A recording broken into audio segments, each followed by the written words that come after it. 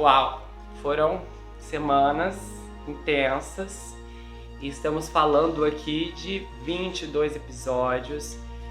E essa minissérie, ela foi um trabalho bem extensivo, para falar a verdade. Eu não imaginava que vários meses iriam se passar e nós estaríamos aqui. A Elizabeth Holmes, O Golpe no Vale do Silício, começou em março. Basicamente foi a minissérie que substituiu a Anna Delvey, a falsa herdeira na época. Mas a Elizabeth foi uma experiência muito interessante porque foi uma história corporativa. E ter uma experiência corporativa como essa é muito diferente, porque a gente está acostumado a lidar com essas histórias com pessoas simples, ou então uma vida comum, uma ida para cá, uma ida para lá, e quando você pega essa história que envolve o Vale do Silício, que envolve a Califórnia, né? E aí a gente vê como funcionam essas coisas e quantas situações erradas se desenrolaram a partir de toda uma série de eventos altamente prejudiciais e situações aqui que arruinaram pessoas. Nós já vamos falar mais sobre isso, mas eu quero agradecer, antes de entrar de fato aqui na minha análise, todas as pessoas que foram pacientes, quem mandou mensagem no Instagram, quem mandou mensagem no e-mail, quem conversou comigo. Sempre as pessoas nunca deixaram essa série em paz. E eu fico feliz por ter vocês aqui, porque realmente seria difícil fazer esse tanto de capítulos. Quem diria chegar a passar de 20 capítulos se eu não tivesse uma base sólida aqui de pessoas que acompanham e que estão ligadas nessa história intensa. E é engraçado que aqui a gente tem muita coisa errada. Uma situação que me chamou a atenção é a disparidade nas condenações. O Sammy foi condenado em tudo e a Elizabeth se safou em um monte de coisa, o que é um absurdo. Ela provavelmente conseguiu comover o júri porque ela é mãe de um bebê, isso ajuda. Segundo, porque ela é mulher. Na biografia do Johnny Depp, que eu trouxe algumas estatísticas, e eu mostrei lá na biografia do Johnny Depp que os homens são sentenciados 60% a mais que as mulheres em o mesmo crime. Então há uma série, é um padrão, que a gente sabe disso, é um perfil psicológico. Se você ouvir o homem fez isso, entrou, cortou a garganta de todo mundo, a gente não se assusta muito. Mas de uma mulher você não espera, então as pessoas têm dificuldade, e isso é um exemplo, isso é berrante nos tribunais, porque essas pessoas como ela, que é um perigo, não são julgadas corretamente e acabam se safando, né? Não apenas nessa história, mas como em muitas outras também. Tem um personagem também que eu gostaria de comentar, que é aquele Richard Fields, aquele vizinho da Elizabeth, insuportável. Ele era muito intragável, e aquele homem, ele é um exemplo horroroso. Ele é muito responsável pela queda da Theranos, porque ele moveu muitas forças ali, fez de tudo para Elizabeth cair. E o mais triste nessa situação aqui desse homem é que ele não fez isso porque ele se preocupava com as pessoas, porque ele pensava na saúde americana. Não, ele fez isso porque ele tinha inveja da Elizabeth, da empresa que ela construiu sem pedir o conselho dele. Isso aqui é um aviso, gente, isso aqui é um aviso que tem pessoas que estão dispostas a fazer o mal simplesmente por pura inveja.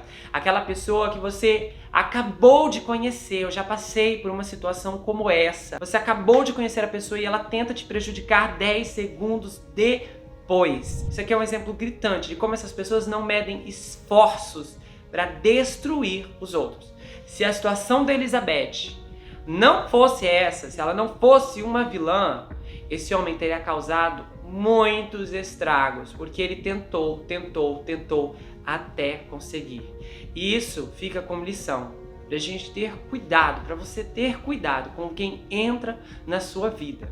E olha que a Elizabeth nem deixou esse homem entrar na vida dela, mas ele achou que tinha algum direito sobre ela e fez o que fez.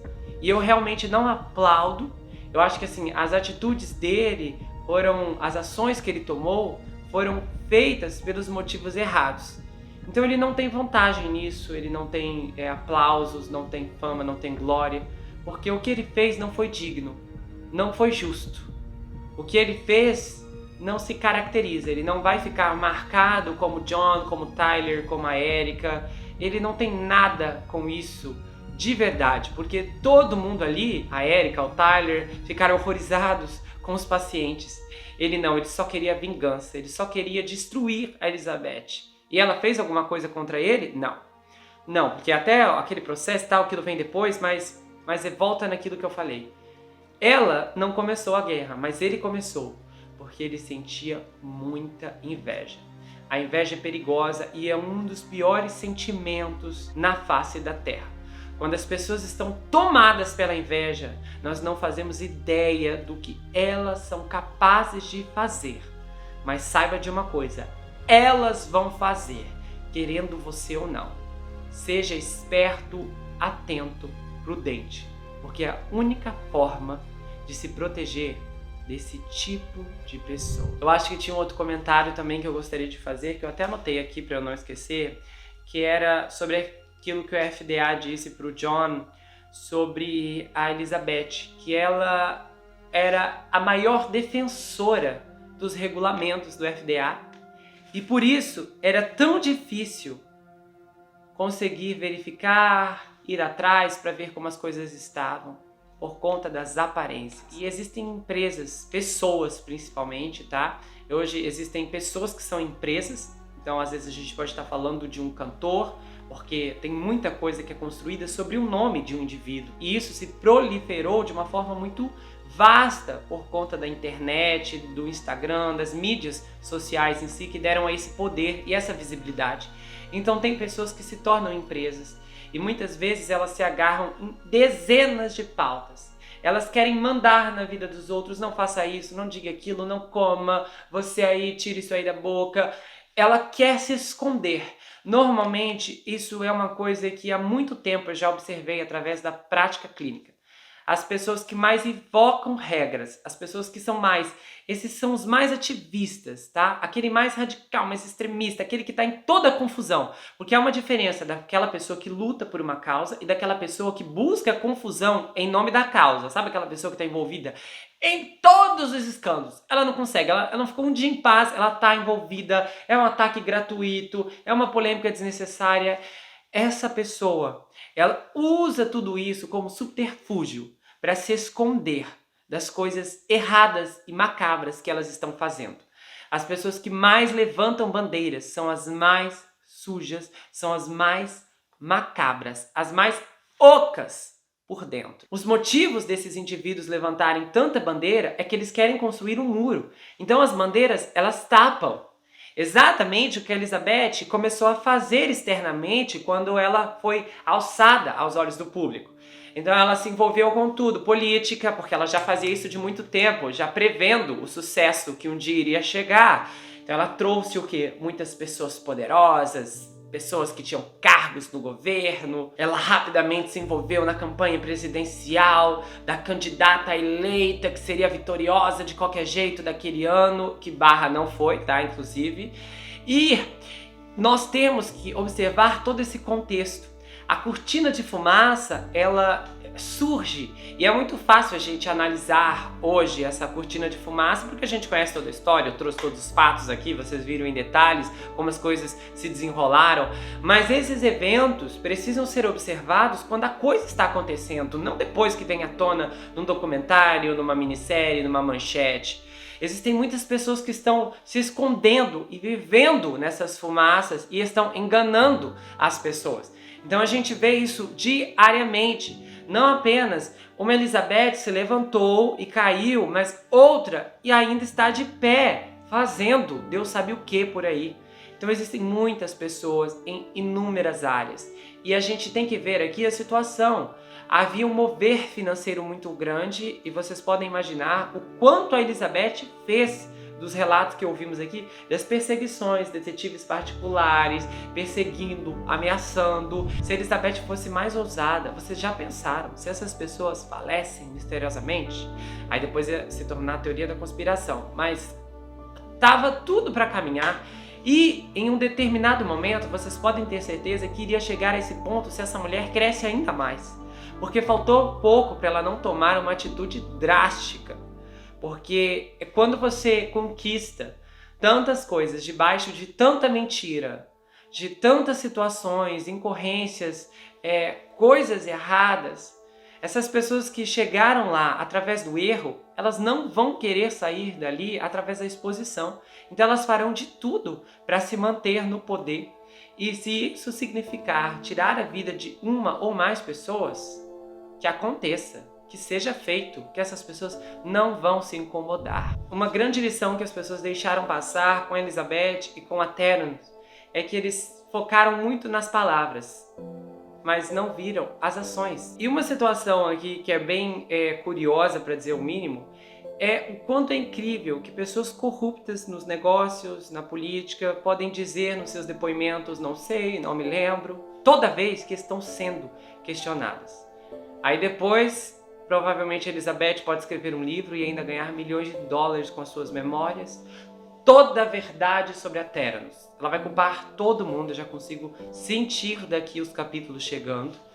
E ela apareceu em tantas entrevistas durante seus dias como Rainha do Silício. Ela foi tão bem tratada em inúmeros lugares como uma espécie de divindade que ela não recebeu perguntas, críticas de ninguém, apenas um monte de elogios.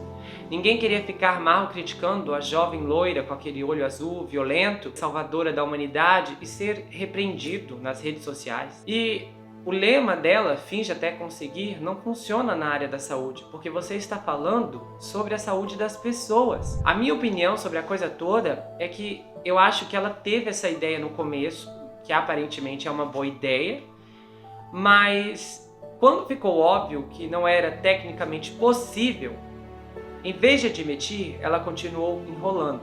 Então a ideia se tornou um produto fraudulento, que ela simplesmente viu uma oportunidade de ganhar a vida. E ela ganhou muita coisa nesses anos todos. As pessoas desse caso foram enganadas porque Elizabeth era alguém que transmitia muito entusiasmo. E isso é reconfortante. Entusiasmo pode ser diferente de empolgação, porque na empolgação você quer acreditar e acredita que aquilo vai dar certo. No entusiasmo, o sentimento é de que aquilo vai dar certo porque já deu em primeiro lugar. E ela conseguiu muito palco, porque a sua ideia era estruturada na área da saúde, uma indústria hoje que gera bilhões, seja na quantidade de medicamentos que as pessoas tomam, sem contar as outras também, situações, coisas que eu não posso nem mencionar aqui, mas a saúde, ela tem esse poder, porque todo mundo se identifica com o contexto saúde. Se eu disser, olha, toma isso em nome da sua saúde, muita gente vai acreditar. Pessoas vão aparecer, vão dizer, não, isso aí não é verdade, não tem estudo científico, não tem base. De onde você tirou essa ideia? Muita gente vai me ridicularizar, vão dizer, não, ele tá louco. Mas tem pessoas que vão acreditar e vão tomar aquilo que eu disse, porque eu falei que era em nome da saúde. Sempre vai ter alguém para acreditar quando se trata de saúde. E isso era uma fórmula que a Elizabeth percebeu que dava certo. Porque muitas mentiras foram criadas ao longo do tempo para tornar as pessoas dependentes de remédios. E ela falou, bom, pode ser a minha vez também, eu não sei até quando eu vou enrolar, mas eu vou. E ela foi por muito tempo, porque a ideia dela se apresentava como revolucionária, inventiva e moderna. E as pessoas confiavam nela, acreditavam na palavra dela. E uma das coisas que contribuía para esse engano todo é que ela construiu uma estrutura sólida e grande que ficava ainda maior quando se tratava de aparências. E aí depois ela começou a falsificar os resultados, os testes, as demonstrações. E aí a fraude tomou o corpo por si só. Então as coisas são gradativas. Existem pessoas que precisam de algum tempo, de muito tempo, de pouco tempo. No caso da Elizabeth, tudo foi ficando maior e maior e maior conforme o tempo passava. E aí a Elizabeth se encontrou com a mídia, que a abraçou como uma ícone feminista, o que blindou a Elizabeth de qualquer questionamento. E aí, mais uma vez, a imparcialidade da imprensa dá aval para o criminoso. A prerrogativa aqui não deveria focar no fato dela ser uma mulher, mas sim de que ela era uma empresária com um produto aparentemente poderoso. Só que aí, quando você está olhando para uma empresária com um produto, você precisa fazer certas perguntas sobre o produto e não cala a boca, você quer derrubar a primeira mulher no Vale do Silício? Se a mídia tivesse jogado luz nisso, as pessoas não teriam se deslumbrado com a personalidade enigmática e charmosa da Elizabeth. Eles teriam se atentado ao que realmente importava. Então a mídia e as pessoas, porque ela ganhou muitos fãs, muitas meninas iam lá para pedir autógrafos, ela se tornou um ícone para garotinhas que também têm um sonho de construir algo.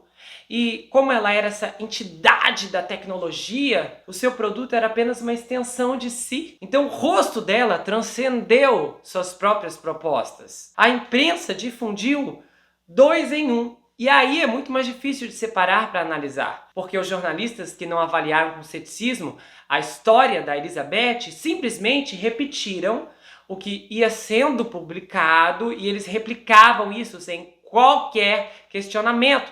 Então, quanto mais ela... E a Elizabeth era espertinha, ela procurou o quê? Apoiar a Hillary na época, que era queridinha da imprensa. Ela procurou ir à revista Time. A revista Time, assim, qualquer pessoa que aparece na esquina já sai como 100 pessoas mais influentes do ano. É um absurdo. Então, ela foi parar em Harvard. Conselho de Harvard. Ah, tá fazendo sucesso? Chama ela para o nosso conselho. Então já deu para ver do que esse conselho é feito. Aí você tem também a presidência da época, o Barack Obama, que colocou Elizabeth como embaixadora do não sei o quê. Então, assim, ela só faltou ganhar cargo na ONU, né? Até a própria Amber Heard ganhou também, para vocês verem como a ONU é confiável. Então, a gente tem uma série de coisas que foram conduzindo a Elizabeth para um pedestal e quase que foi estendida uma estátua para ela no Vale do Silício. E tudo isso foi acontecendo sem que houvesse uma básica checagem de fatos. É impressionante se eles tivessem ido para verificar esses exames. Gente, o Roger Parloff foi o único jornalista que não percebeu na época, mas foi o único que... Elizabeth, eu quero fazer um testezinho. Como todo mundo foi adorando essa deusa egípcia e ninguém falou, peraí, eu quero fazer, é uma gota mesmo de sangue. Como que pode? Jornalistas, assim, é inadmissível que essas pessoas aprenderam na faculdade, é inadmissível. Como eu digo para todo mundo, eu tenho um produto aqui maravilhoso, uma gotinha de sangue, e ninguém fala, eu quero testar, eu quero ver se é uma gotinha de sangue mesmo. Como isso é possível? Então, assim, ela enganou as pessoas que deveriam investigar. E aí a gente tem também os investidores. Eu acredito, assim, até que a situação dos investidores é mais passível, tá, de misericórdia do que dos jornalistas, porque a Elizabeth, ela usava mecanismos ali, ela criava toda uma armação e ela enganava os investidores. E aí tinha toda essa situação. É claro que a gente teve o caso da Walgreens, que ali foi demais. Realmente, eles foram gananciosos e acabaram dando com a cara na parede, literalmente, porque eles não viram o equipamento. Depois disso, a Elizabeth percebeu, não dá pra esconder o equipamento de todo mundo, então a gente fez o seguinte, a gente vai montar uma fraude. A gente vai fazer as apresentações, faz um software aí, o resultado vai ser o mesmo para todo mundo, vai dar tudo certo. E aí, ok, depois disso não tinha como exigir realmente, os investidores não tinham como imaginar. Nossa, meu Deus, tá uma fraude muito grande, né? Não tem como suspeitar disso. Não tinha como chegar, abre essa máquina aí, eu quero ver como é que funciona por dentro. Então, assim, eu acho que esses investidores que foram chegando depois, foram no embalo, como várias outras startups que foram surgindo. O negócio parece bom, olha o Uber, vamos investir, e funciona. Agora, os que chegaram anteriormente, né? A gente teve aqueles iniciais que acreditaram na ideia da Elizabeth, essas pessoas também não têm culpa. Ela apresentou um projeto, parecia ser viável, eles investiram, ok. E aí depois teve as pessoas que surgiram também na época da ideia, ainda está em desenvolvimento, e teve um momento que a fraude começou a ser estabelecida. Eu acho que assim, a Walgreens, a Safeway foram assim os mais realmente ingênuos, para falar a verdade. Eles passaram por cima de inúmeras bandeiras vermelhas, inúmeros sinais, inúmeros muros. Aquilo ali era nitidamente um golpe. Acontece que muitas vezes o golpe ele é super bem sucedido porque depende da ganância da vítima. Interessante que eu lembro de ouvir falar da Elizabeth antes dela cair. Eu lembro de ver a notícia, a mais jovem bilionária do Vale do Silício, e aí uma gota de sangue e tal. E depois eu lembro quando eu soube que ela caiu, que ela poderia ser processada e que era tudo um golpe. Quem não conhece a história, assim, em detalhes, né, só sabia do começo, do final, mas não tinha uma noção de toda essa estrutura que sustentou essa fraude toda, era recheada de detalhes e de uma série de circunstâncias berrantes e absurdas. Mais um pouco, a Theranos iria causar um estrago gigantesco. Quantas pessoas perderiam suas vidas por causa desses exames? Faltou pouco para essa fraude se estender ao nível nacional. E antes ela seria desmascarada, seria descoberta. Não ia durar para sempre, mas ia chegar ao fim depois que a tragédia se consolidasse. Eu acho que o mais curioso nisso é que nem todo mundo foi enganado, porque a comunidade online de profissionais de laboratório foi cético em relação às afirmações da Elizabeth desde o início. Só que isso não foi divulgado. Ninguém foi atrás dessas pessoas. Teve um fórum de profissionais que chegou a ter mais de 2.500 assinaturas de pessoas que duvidavam do que a Elizabeth estava prometendo. Mas isso nunca escapou para lugar algum, a não ser entre esses mesmos fóruns. E a gente tem os membros do conselho que viviam em uma bolha de informação, ninguém ali tinha formação em medicina. Se algum deles tivesse consultado um tecnólogo, médico ou um patologista clínico, com certeza teria escutado opiniões bastante desconfortáveis. E é claro, eu sei que tudo é mais difícil, já que a gente está falando de uma imprensa que era pró-Elizabeth e não pró-fatos. Então o jogo ele muda de patamar. E ela definitivamente era motivada pelo poder e ela mentiu várias vezes para permanecer nesse poder. E não apenas permanecer, mas antes disso para chegar, para alcançar. Ela não tinha aptidão moral ou ética para reinar nesse impulso, mas ela conseguiu chegar ali porque ela não tinha escrúpulos. A gente tem a situação do Sunny, eu não sei o que passou na cabeça do Sunny, se ele achou que estava mesmo no relacionamento, se ele achou que ele estava usando a Elizabeth, mas eu sinto dizer, Sunny, foi ela que te usou durante todos aqueles anos e descartou quando ela não precisava mais. A Elizabeth, a mente dela é muito, mas é muito baseada em expectativa, a expectativa de estar na frente e de ter os seus peões ao redor para sacrificá-los quando o momento oportuno aparecer. E embora Elizabeth tivesse uma ideia genuína, como eu falei no começo, há muitos sinais que indicam que ela se preparou para uma fraude, porque tudo nela parecia ser cuidadosamente elaborado para atrair as massas. Desde a sua aparência até a sua voz, que foi modificada. Uma manipulação de imagem, ela se vestia como Steve Jobs, ela tentava soar de uma maneira particular, com aquele figurino preto, com aquele cabelo coque, para consolidar uma imagem de autoridade, de experiência, de poder. Isso aqui é um sinal tão claro que quando ela passou a ser indiciada, tudo isso mudou, ficou para trás. A aparência inteira dela foi alterada. As roupas escuras foram substituídas por blusas e saias claras. Os cabelos lisos deram lugar a cabelos cacheados. E o rosto dela passou a ser feminilizado com maquiagem leve e olhos menos dramáticos. A gente nunca mais vai ver aqueles olhos intensos da Elizabeth, aquele olhar dela, aquela cor azul assim, que parecia penetrar a alma. Aquela gravação daquela propaganda da Elizabeth, aquele olho dela reluz tanto que chega a ser perturbador. Era uma coisa impressionante, porque muitos relatos descrevem que ela fazia um contato visual inflexível quando estava falando com alguém. Ela ficava assim na pessoa. E esse movimento dela fazia aquela pessoa da vez sentir que era a única no mundo. E ao mesmo tempo, essa ação dela, que era aconchegante, também era intimidante. Você se sente bem, maravilhada, e você quer continuar sentindo isso, mas você tem que tomar cuidado para não pisar em ovos. E aí a gente tem essa mudança de voz dela, e na mudança de voz dela, que não é um sinal, é um míssil, a gente pode lembrar dos psicopatas, que tendem a falar devagar e baixinho. Estudos mostram que os psicopatas geralmente falam de maneira controlada. Eles não enfatizam palavras emocionais como as outras pessoas fazem. O seu tom permanece bastante neutro durante toda a conversa. E os pesquisadores suspeitam que eles criam um comportamento calmo intencionalmente porque os ajuda a obter mais controle em suas interações pessoais.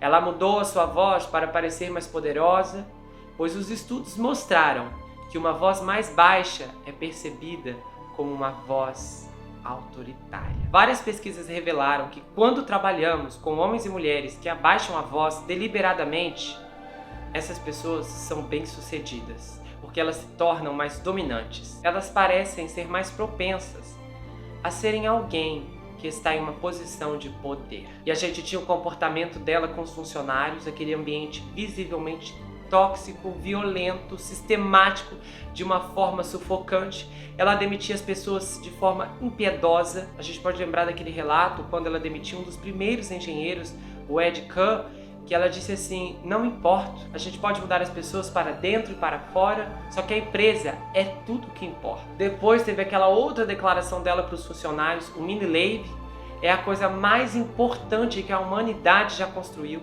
Se você não acredita que esse é o caso, deve sair agora. Então isso tudo hoje, olhando através de uma ótica mais específica, você consegue identificar o quanto o charme dela escondia toda essa ganância por poder.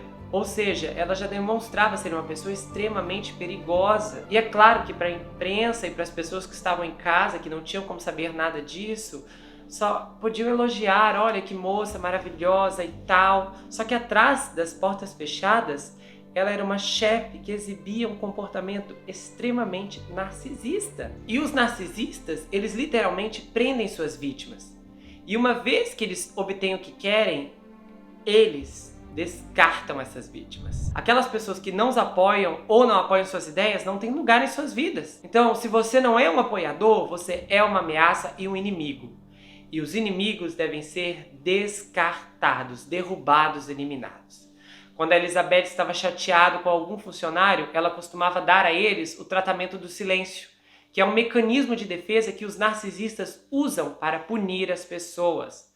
Outros podem incluir evitar conflitos, manchar a verdade. E sem contar que uma característica muito forte nela é culpar os outros, porque ali nos depoimentos, no julgamento dela, ela disse isso: não, meus funcionários me enganaram. Ela teve a coragem de dizer uma coisa dessa. E também é por isso que quando o Ian se foi daquele jeito trágico, não significou nada para ela. Ela deve ter aberto uma garrafa de champanhe quando ela soube da notícia. Uau, meu problema judicial acaba de ser resolvido como um passe de mágica. Eu consigo ouvir os fogos de artifício sendo estourados daqui.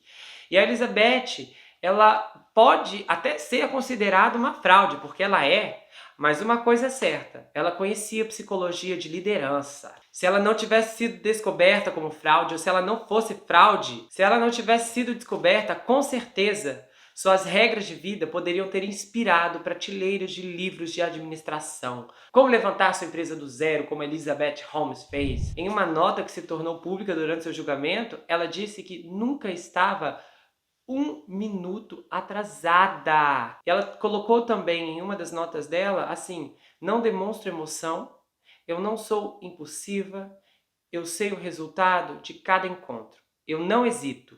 E constantemente tomo decisões e as mudo conforme necessário. E eu falo pouco. Então ela aprendeu muito rápido que tinha que controlar rigorosamente suas emoções enquanto gerenciava funcionários, dava entrevistas e pedia dinheiro a bilionários. Não importava se ela fosse diagnosticar HIV, AIDS nas farmácias, ela precisava era criar uma aura de controle. E para ela ser levada a sério, ela precisava ser pontual, decisiva e direta. Então ela conseguiu se moldar para exalar essa presença executiva, com ótimas habilidades de comunicação, porque o que faz os empresários terem muito sucesso é também o seu potencial, a sua capacidade de vender, de apresentar a sua ideia. Isso é muito importante. E muitas pessoas acabam ficando para trás, por mais que sejam honestas e às vezes tenham uma ideia maravilhosa, por não saberem vender essa ideia. Isso é um problema hoje. Tudo isso, gente, não nasceu de segunda para terça, mas ela foi absorvendo através das experiências ao fim de cada obstáculo que ela conseguiu religiosamente vencer e ultrapassar, até o ponto em que não conseguiu mais, porque a coisa ficou muito grande. Então a gente tem aqui o processo de racionalização. Ela provavelmente no início, enquanto ela ainda estava se transformando nessa fênix negra, ela frequentemente podia justificar para si mesma essa mentira como necessária. Não, eu preciso manter a empresa de pé, todo mundo aqui depende de mim, a saúde do universo me espera, as pessoas que vão ser diagnosticadas precisam do meu equipamento. E a gente tem também a alta eficácia, ela recebeu elogios frequentes na imprensa e da sua própria diretoria, o que também pode ter contribuído para convencê-la de que ela poderia alcançar o impossível. E aí nós temos a redução de culpa, porque Elizabeth afirmou repetidamente que a Theranos estava ajudando as pessoas. Então, se ela acreditasse sinceramente nisso, o bem que a empresa estava fazendo pode ter ajudado a compensar o ruim da fraude em sua mente. Olha que linda, ela ainda dormia tranquila à noite, nem precisava tomar leite. Sua história de abandonar Stanford para começar a própria empresa foi tão poderosa que até mesmo os investidores céticos sentiam que tinham que investir nessa moça. Porque o que ela tinha era uma garra, uma determinação, era resultados. Ela tinha muita coisa, ela falava muito. E isso tudo ajudava. As pessoas focavam nas palavras, mas não nos resultados. E aí muita gente acaba caindo no golpe, acabam ficando noivas e aí se casam, aí depois fala, meu Deus, como eu me meti nessa roubada. Aí eu sempre pergunto, mas como é que era o relacionamento? Maravilhoso o namoro, me falava coisas lindas, lindas. Mas aí a gente começa a investigar, um sinalzinho aqui, um sinal aqui, vermelho, sabe? Pontinhos vermelhos, sinal de para, stop. E a pessoa passou por cima disso tudo, porque ela focou nos ouvidos, no ouvir, no que ela estava ouvindo, aquele mel todo. No início dos anos 2000, Paul Zek, diretor fundador do Centro de Estudos de Neuroeconomia da Universidade de Claremont, descobriu que um neuroquímico chamado ocitocina é produzido quando confiamos em nós ou demonstramos bondade. Após essa descoberta, o Zak e seu laboratório de pesquisa realizaram um outro estudo para investigar se histórias baseadas em personagens produziam mais ocitocina. E acontece que histórias baseadas em personagens produzem mais ocitocina e, como resultado, aumentam a confiança e a colaboração. O sucesso da Elizabeth teve muito a ver com essa personagem que ela criou. Essas habilidades de contar histórias. E essas histórias que ela contava geravam esses efeitos químicos em todos que estavam ali ouvindo. Olha como o discurso tem poder. Só que à medida que os narcisistas sobem nas organizações e ganham esse poder, isso apenas intensifica os seus traços. Ou seja, poder, influência, riqueza e fama. E a beleza, quando for o caso, que era o caso dela, aqueles olhos maravilhosos. Isso tudo acaba reforçando a sua percepção de que são indivíduos excepcionais e qualidades excepcionais e, portanto, merecem o melhor de tudo. Pessoas que têm transtorno de personalidade narcisista tendem a agir com grandiosidade e alta importância, com uma fixação em sucesso ilimitado, controle, brilhantismo, e a psicopatia é um grupo de traços de personalidade que estão associadas à violação de normas sociais.